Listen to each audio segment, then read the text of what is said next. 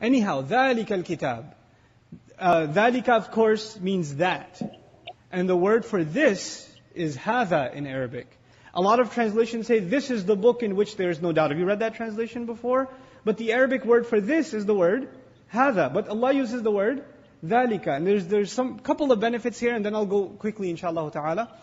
ذَلِكَ, ishara lil ba'id is used when you talk about something that's far away. And one of the benefits of that is the book. The messenger didn't have a physical book with him.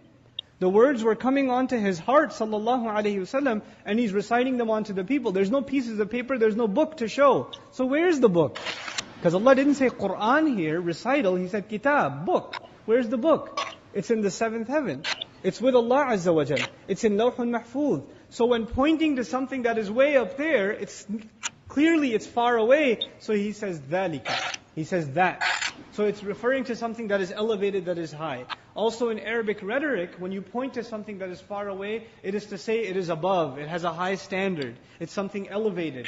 So this is a means of magnifying the greatness of the book of Allah subhanahu wa ta'ala. ذَلِكَ الْكِتَابِ لَا رَيْبَ فِيهِ. There is absolutely no room for any doubt in it whatsoever. La rayba is called in Arabic nafiya li jins. When you say no to something which cannot have any exceptions, then you put a fatha after the la.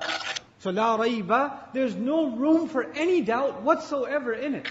He begins with that. By the way, later on he's going to say, if you're in any doubt, rayb will come up again. But he begins by saying there can't be any doubt.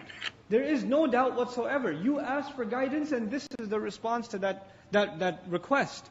Hudal lil muttaqeen, sent as a guidance, and as great guidance. And by the way, when you take the al off, common translation is a guidance or guidance.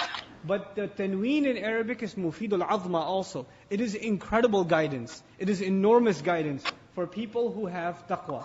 The surah begins, this peak of the Qur'an begins with mention of the word taqwa. It will come over 36 times in different forms in this surah. Allah will keep talking about taqwa over and over and over and over again.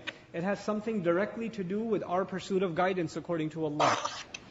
Other places He says, hudal linnas, guidance for people. But here He talks about those who ask for guidance and actually want to benefit from that guidance. They will only be those who have this feeling inside them called taqwa.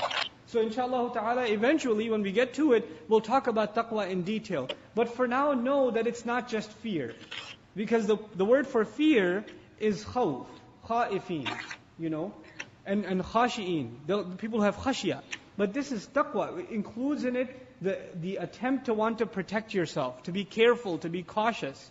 Even when you pack up carefully for Hajj and make sure your passport's in the right place, and you got extra cash with you or whatever it is, فَإِنَّ خَيْرَ الزَّادِ التَّقْوَى. Even there, even though it's taqwa of Allah, but also taqwa in taking precautions for Hajj.